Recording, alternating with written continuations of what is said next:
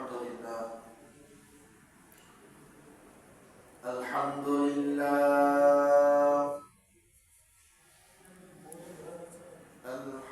لله نحمده ونستعينه ونستغفره ونعوذ بالله من شرور أنفسنا من يهده الله فلا مضل له ومن يضلله فلا هادي له ونشهد أن لا إله إلا الله وحده لا شريك له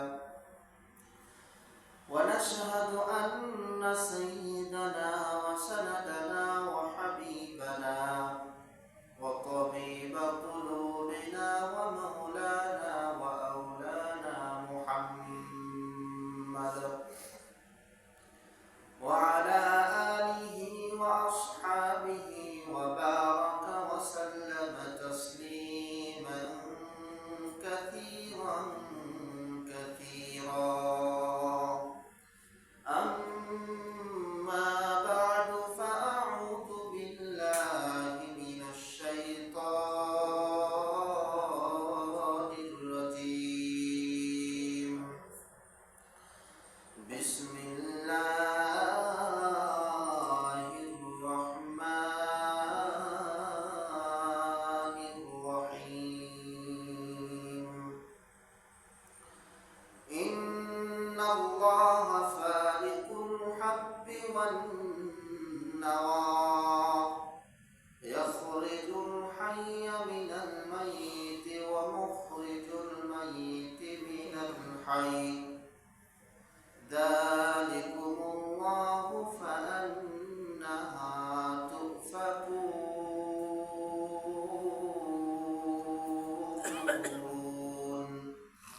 وقال تعالى في آية أخرى أولم يروا إلى الطير فوقهم صافات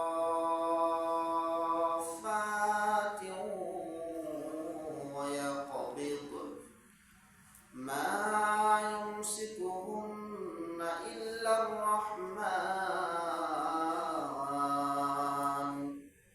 إنه بكل شيء بصير.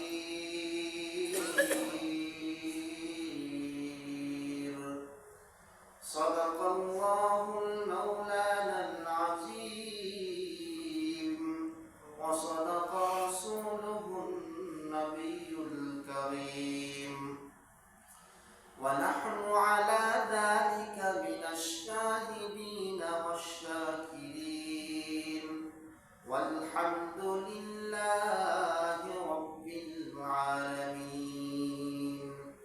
محمد إبراهيم قال اللهم صل على محمد وعلى آل محمد كما صليت على إبراهيم وعلى آل إبراهيم إنك حميد مجيد. اللهم بارك على محمد وعلى آل محمد كما باركت على إبراهيم وعلى آل إبراهيم إنك حميد مجيد. সম্মানিত উপস্থিতি, আল্লাহ পাকের লাখ কোটি শুকরিয়া যে মহান রব্বুল কারীম আপনাকে আমাকে সুস্থ রেখে অসুস্থতা থেকে আলাদা করে নিজের হাতে নিজের পায়ে হেঁটে হেঁটে মসজিদ পর্যন্ত আসার এবং বসার মতো আল্লাহ তাআলা সৌভাগ্য দান করেছেন। সেই মহান রব্বে কারীমের দরবারে দিল উজাড় করে জবান দারাজ করে আমরা শুকরিয়া আদায় করি, সকলে বলি আলহামদুলিল্লাহ। পক্ষান্তরে মহানবীর প্রতি আমরা সংক্ষিপ্ত দরুদ পাঠ করি, সকলেই বলি সাল্লাল্লাহু আলাইহি ওয়াসাল্লাম। ভাইরা আমার,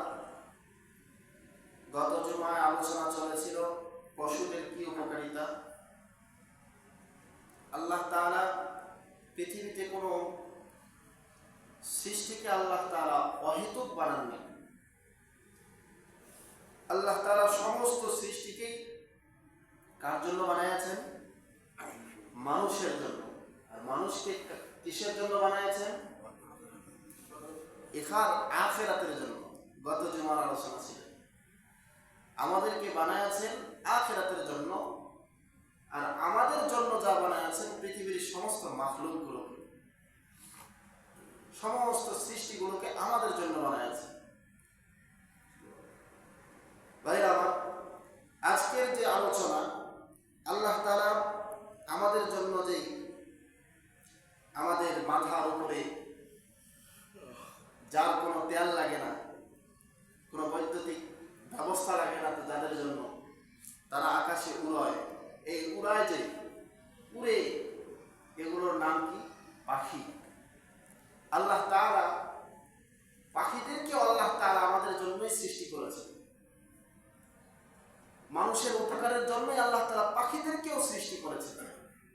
আল্লাহ তাআলা পাখিদেরকে মানুষের আহার হিসাবে কবুল করেছেন। বলেন না সুবহানাল্লাহ। আমরা কি খাবো দুনিয়াতে, তার ব্যবস্থা আল্লাহ তাআলা করে দিয়েছেন।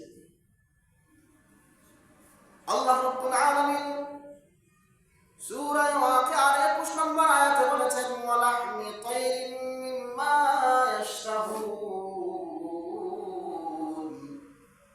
আল্লাহ পাক বলেন, জান্নাতে যখন আমার বান্দারা জান্নাতে প্রবেশ করবে, জান্নাতে যাওয়ার পরে তাদেরকে আমি একটা সুস্বাদু পাখির গোশত জান্নাতি হুরদের মাধ্যমে তাদের কাছে আপ্যায়নের জন্য তাদের কাছে পাঠিয়ে দিব। তারা ওই জান্নাতে সুস্বাদু পাখির গোশত খাবে। সুবহানাল্লাহ। তাহলে পাখি আমাদের জন্য ইহকাল এবং পরকালের জন্য উপকারী এবং সুস্বাদু একটি খাদ্য হিসেবে আল্লাহ তাআলা আমাদের জন্য ব্যবস্থা করে রেখেছেন। এরপরে আল্লাহ রাব্বুল আলামিন পাখির ব্যাপারে সূরা মুলকের 19 নম্বর আয়াতেও এই কথাগুলোই বলেছেন, আওয়ালাম ইয়ারাউ ইলা তায়রি ফাওকাহুম সাফাতিন ওয়া ইয়াকবিদ। তোমরা কি দেখো না ইলা তায়রি, ওই পাখিদের প্রতি, যেই পাখিরা তোমাদের মাথার উপরে বিস্তীর্ণভাবে বিস্তার করে এবং তারা আবার তাদের পাখাগুলোকে সংকোচন করে। আল্লাহ পাক বলেন, মা ইউসিকুহুন্না ইল্লার রহমান। আমি তাদেরকে, আমি আল্লাহ, আমি রহমান, তাদেরকে আমি স্থির করে রাখি আকাশের মাঝ বরাবর। সুবহানাল্লাহ। এই পাখিগুলোকে আমাদের দেখতে হবে। দেখেন কিরকম আল্লাহ তাআলার কুদরত। তাদের কিছু লাগে না, তাদের কোনো প্রয়োজন, যে কোনো বিষয় তাদের লাগে না, কিন্তু আল্লাহ তাআলার প্রদত্ত, আল্লাহ তাআলার কুদরতি ভাবে তারা তাদের ডানা মিলায়া দেয়। কখনো স্থির হয়ে থাকে, কখনো আবার চলায়। এর মধ্যবর্তী অবস্থায় আল্লাহ তাআলা তাদেরকে স্থির করেও আল্লাহ তাআলা তাদেরকে চালান। সুবহানাল্লাহ। আল্লাহ রাব্বুল আলামিন বলেন, ইন্নাহু বিকুল্লি শাইইন বাসীর। আল্লাহু আকবার। জোরে বলে আল্লাহু আকবার। আল্লাহ রাব্বুল আলামিন বলেন, নিঃসন্দেহে আল্লাহ তাআলা সব বিষয়ে দেখেন, সব বিষয় আল্লাহ রাব্বুল আলামিন পর্যবেক্ষণ করেন। ভাইরা আমার, আল্লাহ তাআলা পাখিদেরকে আমাদের জন্যই কবুল করেছেন, আমাদের জন্যই বানিয়েছেন। পাখিদের মাঝে আমরা একটা জিনিস, একটা বিষয় আমরা শিক্ষা নেই, আমাদের জন্য শিক্ষা নেওয়া উচিত। আল্লাহ তাআলা এই পাখিদেরকেও খাদ্য দান করেন। রাসূল আকরাম সাল্লাল্লাহু আলাইহি ওয়াসাল্লাম তিরমিজি শরীফের 2344 নম্বর হাদিসে আসছে, লাউ আন্নাকুম তাতাওয়াক্কালুনা আলাল্লাহি হাক্কা তাওয়াক্কুলিহি। হে উম্মতের দল, যদি তোমরা আল্লাহর উপরে পরিপূর্ণ তাওয়াক্কুল করো, আল্লাহর উপরে পরিপূর্ণ আস্থা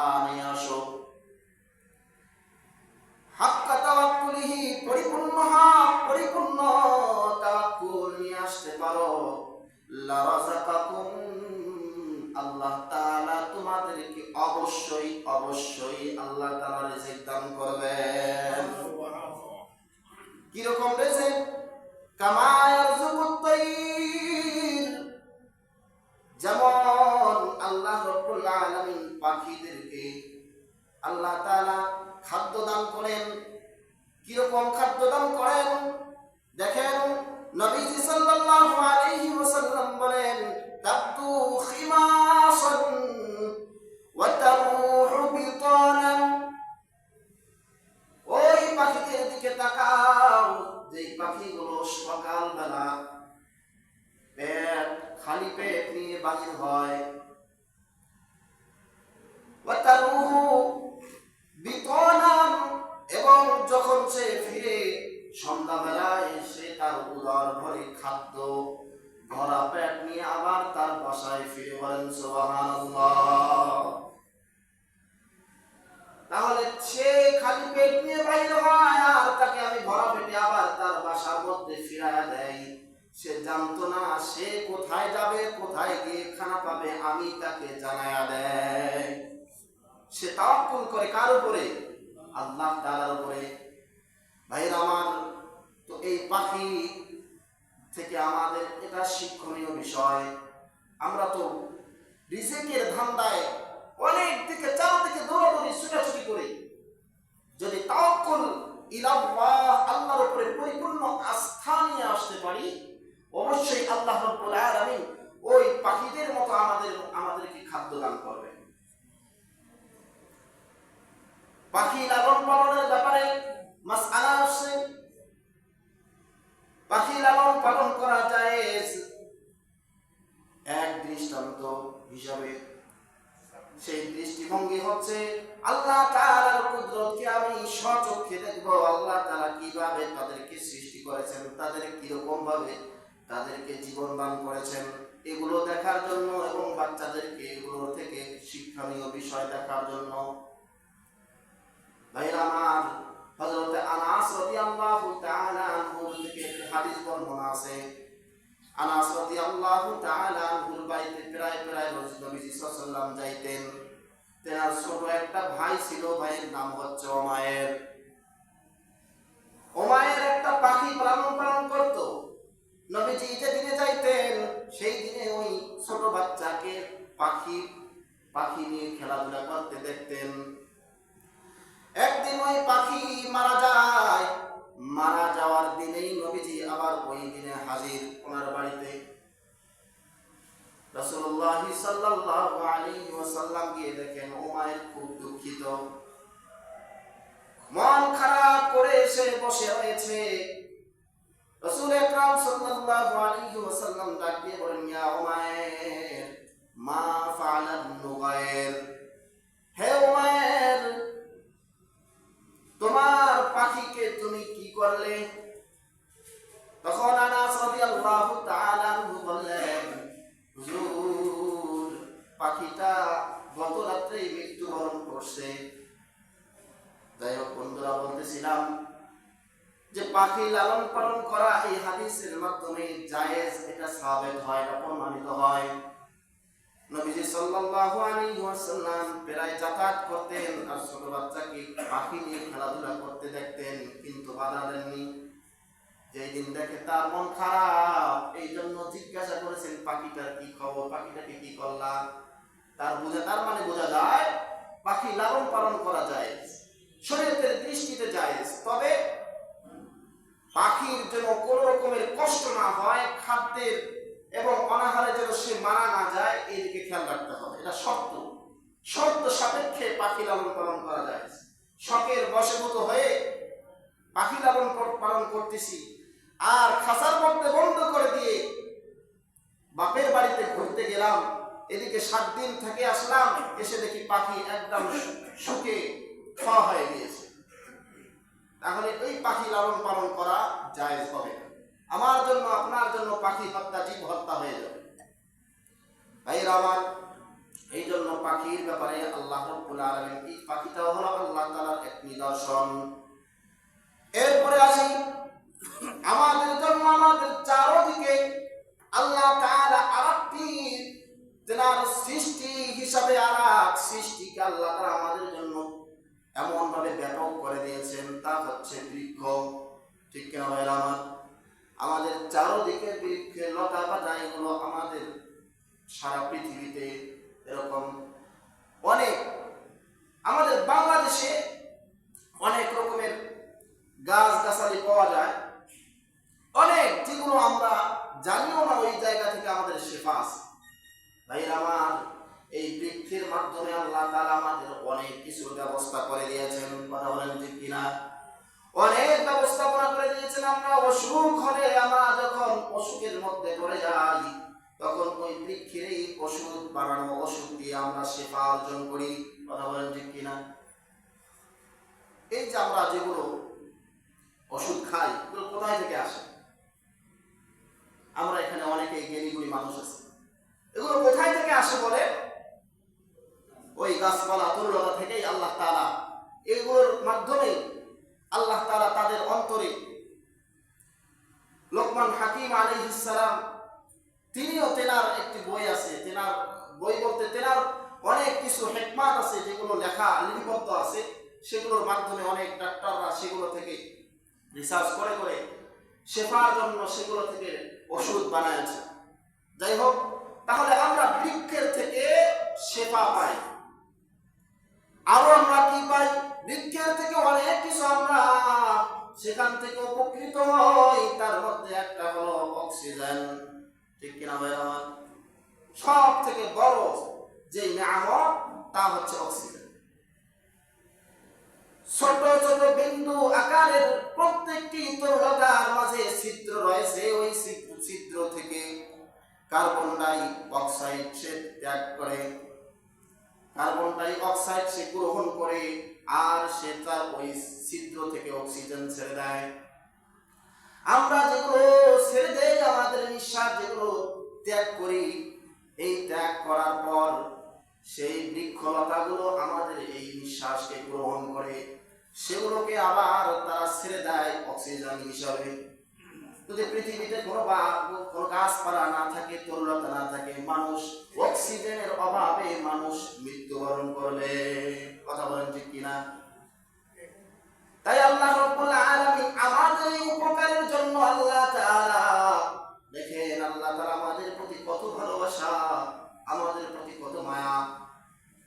এই ছোট ছোট উদ্ভিদ বিষয়গুলোকে আল্লাহ তাআলা তিনি নিজের হাতে এগুলোকে বানায়াছেন বান্দার জন্য।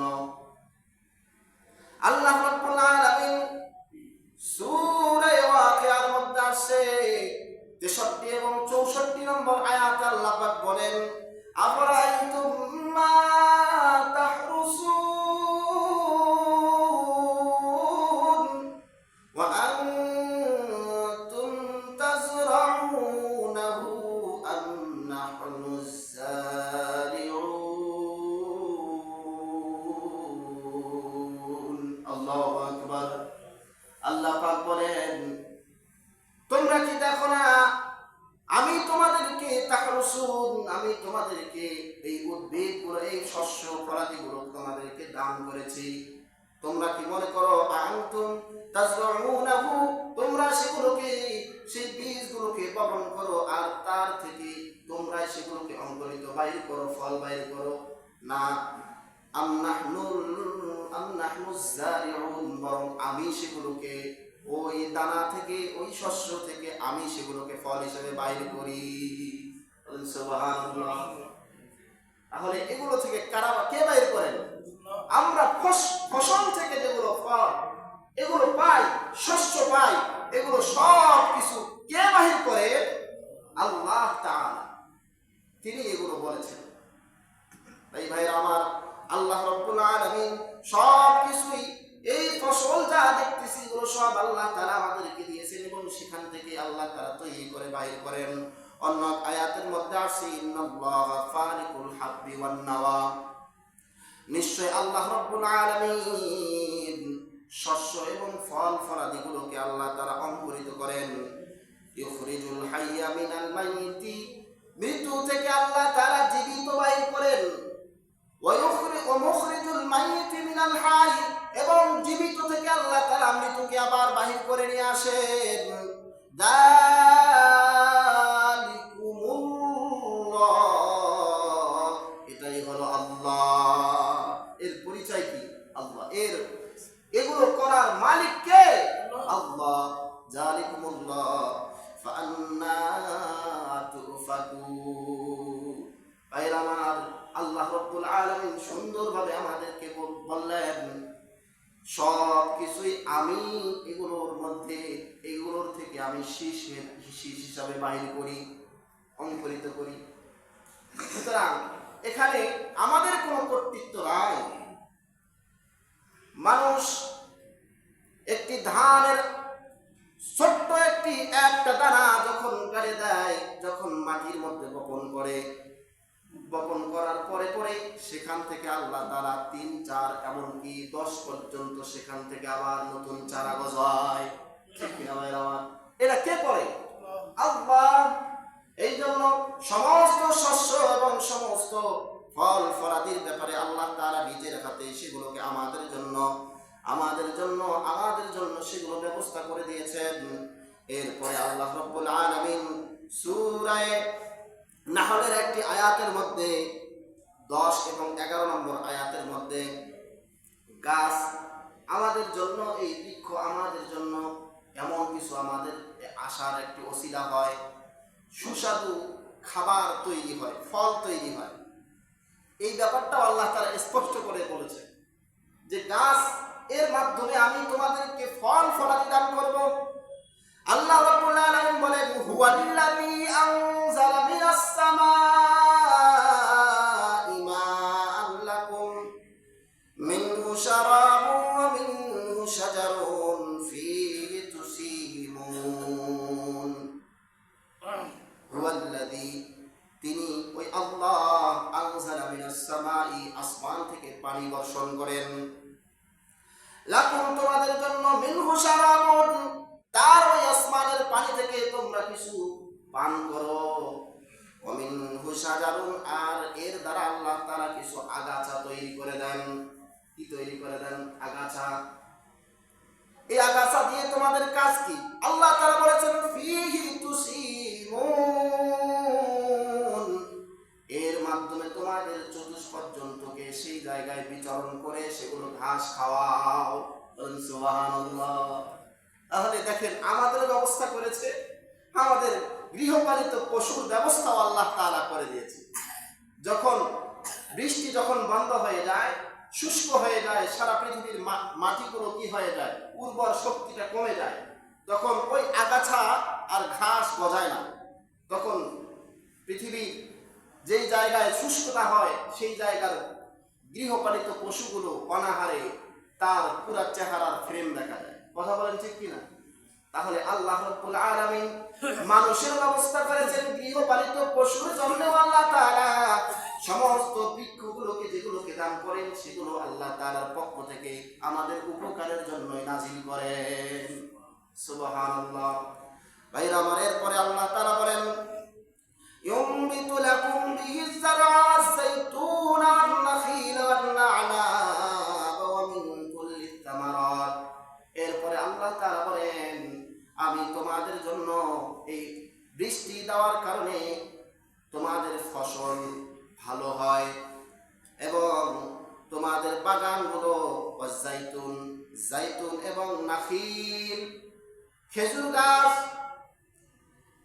ওয়াল্লানাব এবং আঙ্গুর, এই ফলগুলো এবং সমস্ত প্রকার ওমিন কুল্লি তামারাত, সমস্ত প্রকার ফলগুলোকে আমি আল্লাহ তোমাদের জন্য এই বৃষ্টির মাধ্যমে আরো উর্বরতা এবং তার মধ্যে আমি আল্লাহ তাআলা বরকত দান করি। এগুলোর মধ্যে আমি আল্লাহ আরো শক্তি দান করি। এরপরে আল্লাহ তাআলা বলেন ইন্না ফী যালিকা লাআয়াতান লিকাওমিন ইয়াতাফাক্কারুন। আল্লাহু আকবার। নিঃসন্দেহে আল্লাহ তাআলা বলেন এর মধ্যে এতেই রয়েছে তোমাদের মধ্যে যারা চিন্তা করে তাদের জন্য নিদর্শন। যারা চিন্তা করে, এগুলো বিষয় নিয়ে যারা চিন্তা করে, এগুলো হলো নিদর্শন।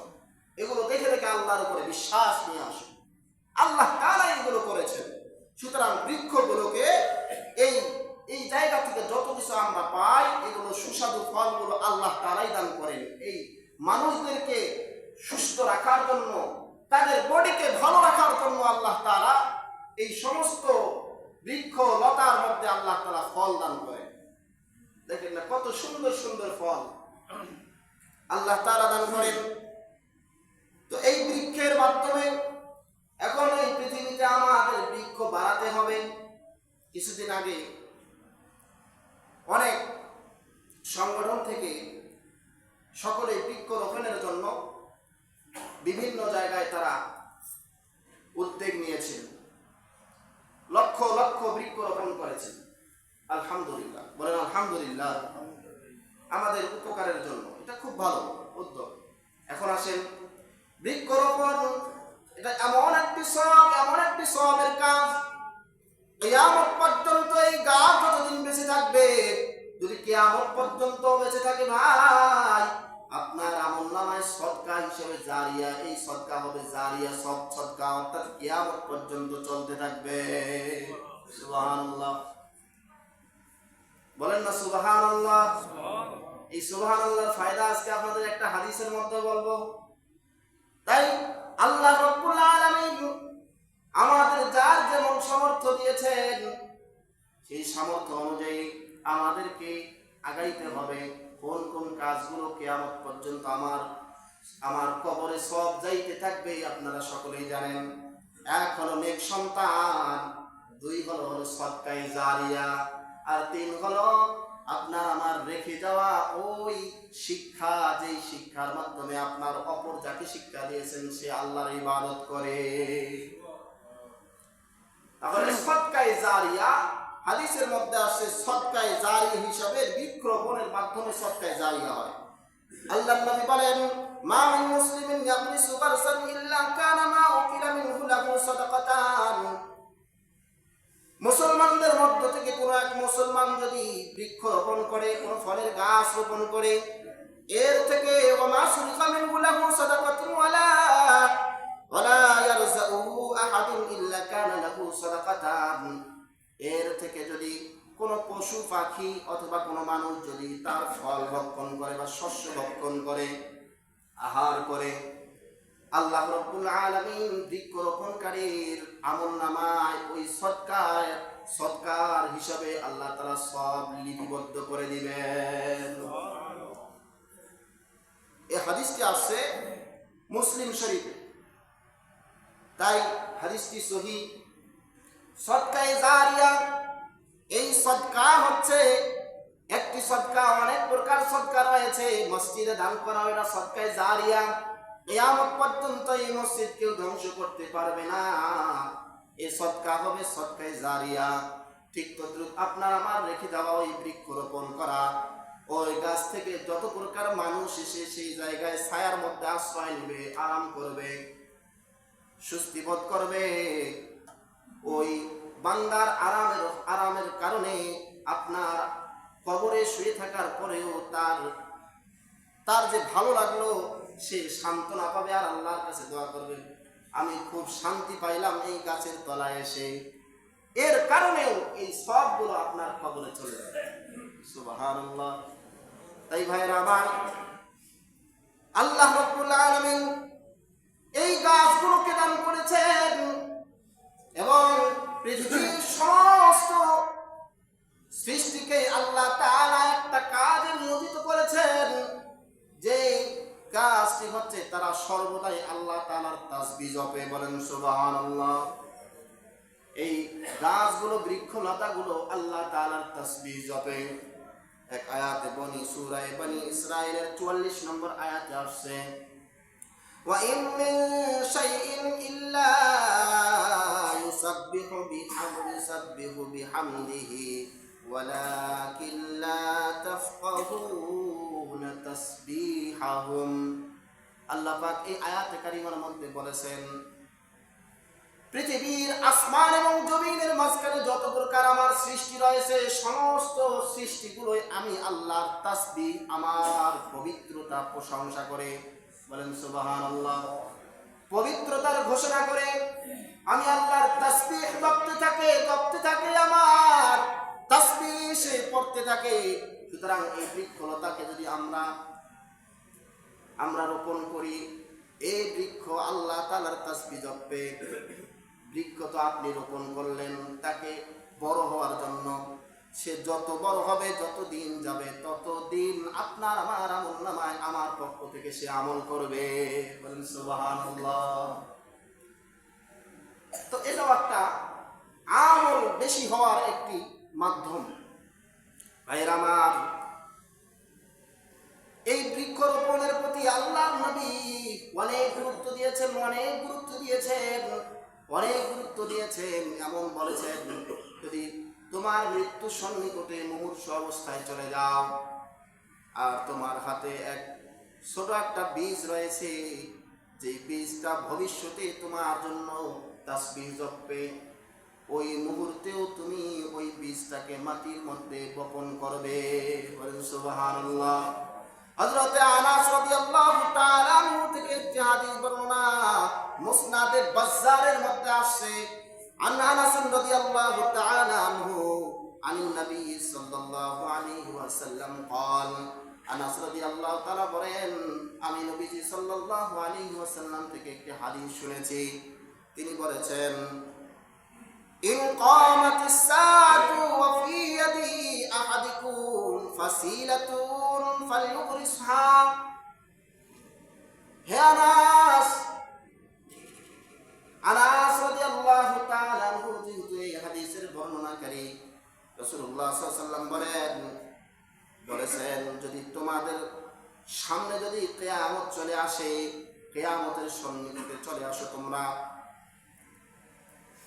ইন কামাতিস সাআতু, যদি কিয়ামত সংঘটিত হয়, এমন অবস্থায় যদি তোমার আড়াআড়ি যদি একটি বৃক্ষ থাকে, একটি বৃক্ষর চারা থাকে, একটি বীজ যদি তোমার হাতে থাকে, আল্লাহর নবী বলেন, ফাসিলাতুন আই নাখলাতুন সাগীরাতুন, ওই খেজুরের একটি চারা যদি তোমার হাতে থাকে, ফালইউগরিসহা, তাহলে তুমি ওই চারাটাকে মাটির মধ্যে বপন করে দিবা। সুবহানাল্লাহ। মনে হয় ভুলে গেছে। আল্লাহু আকবার। দেখেন কিয়ামত ঘটতেছে আর এই সময় আপনার আমার আরাকাতে একটি চারা রয়েছে, বৃক্ষের একটি বীজ রয়েছে। এই বীজটাকে আল্লাহর নবী বলেছেন, তোমরা ওই বীজটাকে বপন করবে। যতই তোমার এত অস্থিরতা হোক, ওই সময়ও তোমাকে চারাকে রোপণ করতে হবে। এই হাদিস ব্যাপারে সহিহ কথা এসেছে, এই হাদিসটি সহিহ। ভাইয়ের আমার, আল্লাহর নবী এই চারার ব্যাপারে এবং বৃক্ষের ব্যাপারে আল্লাহ তাআলা অনেক কিছু নিদর্শন, অনেক কিছু তিনি উপস্থাপন করেছেন। আল্লাহর রাসূল সাল্লাল্লাহু আলাইহি ওয়াসাল্লাম যখন যখন আল্লাহর কাছে দেখা করতে যান, ফিরার সময় হযরত ইব্রাহিম আলাইহিস সালামের সঙ্গে দেখা হয়েছিল। ইব্রাহিম আলাইহিস সালামের সঙ্গে দেখা হওয়ার পর ইব্রাহিম আলাইহিস সালাম হযরত রাসূল আকরাম সাল্লাল্লাহু আলাইহি ওয়াসাল্লামকে উম্মতের কাছে কিছু নসিহা পেশ করার জন্য আবেদন করছিল। ভাইরা আমার, আমাদের শুধু এই বৃক্ষ দুনিয়াতেই এবং শুধু দুনিয়াতেই যে ফায়দা করে এমন নয়, আমাদেরকে আখিরাতেও এই বৃক্ষ রোপণ করতে হবে। দুনিয়াতে থেকে এই ব্যাপারটাই হযরত ইব্রাহিম আলাইহিস সালাম মুহাম্মদুর রাসূলুল্লাহ সাল্লাল্লাহু আলাইহি ওয়াসাল্লামকে জানিয়ে দিয়েছেন। হযরত ইব্রাহিম আলাইহিস সালাম ডাক দিয়ে বলেন, ইয়া মুহাম্মদ, হে মুহাম্মদ সাল্লাল্লাহু আলাইহি ওয়াসাল্লাম, ইকরা উম্মাতাকা মিন্নিস সালাম, আমার পক্ষ থেকে আপনার উম্মতকে সালাম জানায়েন। কে সালাম জানাইতে বলছেন? ইব্রাহিম আলাইহিস সালাম। এই সপ্তম আসমানে যিনি নিয়োজিত আছেন, সপ্তম আসমানে তিনি দেখা হওয়ার পর বলছেন, আপনার উম্মতকে আমার সালাম দিয়েন। এরপরে বলেছেন, ওয়াখবিরহুম আন্নাল জান্নাতা তাইবাতুত তুরবাতি ওয়া উযবাতুল মা। আর নিঃসন্দেহে আপনি তাদেরকে একটি সুসংবাদ দিয়েন যে জান্নাতের মাটি হচ্ছে উর্বর। বলেন সুবহানাল্লাহ। তাদেরকে সুসংবাদ দিয়েন জান্নাতের মাটি হচ্ছে উর্বর আর জান্নাতের পানি হচ্ছে মিষ্টি। বলেন সুবহানাল্লাহ। জান্নাতের পানিগুলো হচ্ছে মিষ্টি। এরপরে বলেন ওয়া ইন্নাহা কিআনুন।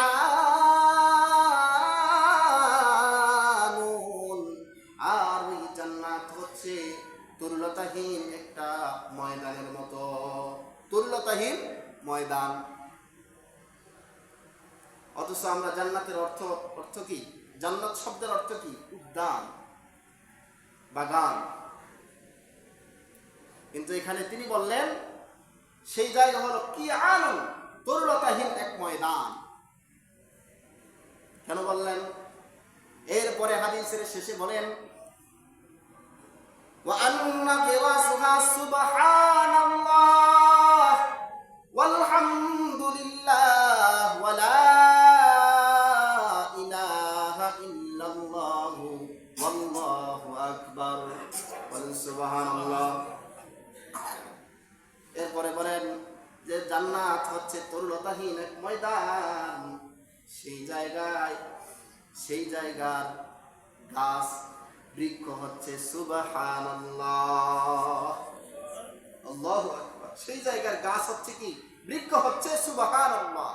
হাদিসের মধ্যে আসছে তিরমিজি শরীফের 3462 নম্বর হাদিস, সুবহানাল্লাহ হচ্ছে জান্নাতের গাছ, জান্নাতের একটি বাগান। ও ভাই, বাগান বলতে আপনি কি বোঝেন? বাগান বলতে কি 2টা গাছ, 3টা গাছ, 4টা গাছ? বাগান বলতে অনেক গাছ। আর এক হাদিসের মধ্যে আসছে জান্নাতের একটি গাছের ছায়া বা তার দূরত্ব হবে এমন 1000 মাইল। বলেন সুবহানাল্লাহ। চারদিকের যে আয়তনটা থাকবে তার যে ছায়া পড়বে, ওই ছায়াটার দূরত্ব হচ্ছে বা তার ডালপালা শাখা প্রশাখা হবে 1000 মাইল বিস্তৃত। সুবহানাল্লাহ। আমাদের বাংলাদেশে ধরেন এটা এমন এক, আমি ক্যালকুলেট করে বের করছি যে আমাদের বাংলাদেশে যদি জান্নাতের একটা গাছ দেওয়া হয়, আমাদের বাংলাদেশকে একদম মেকআপ হয়ে যাবে, ঠিক কিনা? চারদিকের হিসাবে পুরা বাংলাদেশ একটা গাছ, পুরা বাংলাদেশকে আল্লাহ তাআলা ঘিরে নেবে এমন একটা জায়গা, শুধু একটা গাছের ছায়া। সুবহানাল্লাহ। তাহলে এমন গাছ, হাজার হাজার গাছ যদি আমরা এই পৃথিবীতে থেকে যদি সেই জায়গায় গাঁথতে পারি, আমি আপনি সকল একবার সুবহানাল্লাহ বললে যদি একটা গাছ হয়, এমন যদি সুবহানাল্লাহ সকাল সন্ধ্যা যদি আমি তাসবিহে ফাতিমি যখন পড়ব, 33 বার সুবহানাল্লাহ, 34 বার আল্লাহু আকবার আর 33 বার আলহামদুলিল্লাহ পড়ব, আল্লাহ তাআলা ওই উদ্যানে যেখানে তরুলতা নাই, তরুলতাহীন ওই ময়দানে একটি করে গাছ অঙ্কিত হবে। সুবহানাল্লাহ। তাই আমরা সকলেই চাই বিভিন্ন সময় যখনই আমরা সর্বদাই, আমরা তো ব্যস্ত থাকবই, দুনিয়াতে যতদিন আছি ততদিন ব্যস্ততা থাকবে। ব্যস্ততাহীন কোনো মানুষ নাই।